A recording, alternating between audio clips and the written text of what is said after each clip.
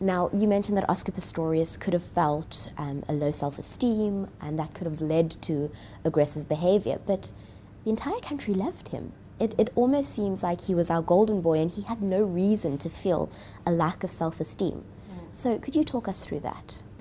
Yes, look, they were definitely, I have never assessed Oscar, so I cannot make too many calls on his actual behavior, but just having read what's out there about him recently, there were two definite sides to him. He was a fantastic athlete, clearly competitive. If one looked at how he lashed out at the Brazilian athlete that beat him in the last Olympics. But then again, there are a lot of people who testify to what a sweetie he is. So it's like any human being.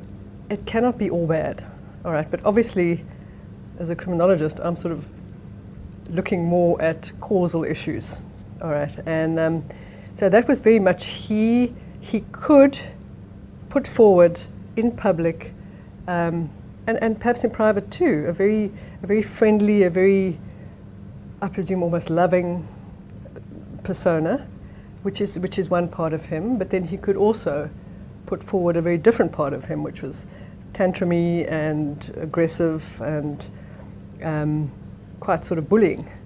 So yeah, it's you know there's it's almost like there's a media profile. So it's going to be very interesting to see how he carries himself on that witness stand. In terms of victimization now, and ultimately evolving into aggression and violent behavior, you've got to bear in mind that he's reasonably young. If we go back to Oscar, he's 27 years old at the moment. And as I said prior, he has a bit of a history of tantrums and aggressive behavior, weapons, love of weapons and all that. But I can also, I'm now totally speculating here, but knowing the nature of children, growing up, I can only imagine that he was teased mercilessly for not having feet, but teased outside of the home. Because the one thing we do know is that his family support growing up was fantastic, and we still see it today with his brothers and his brother and sister, and how they clearly just adore him. So he had fantastic support in the home, but perhaps that wasn't enough to sustain him.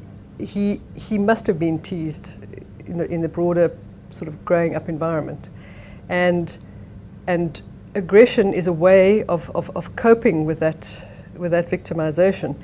And more so in boys, as we said, and once they become men and adults, that behavior is completely ingrained. It's a natural sort of reaction. So that could also be an issue or an explanation for his behavior.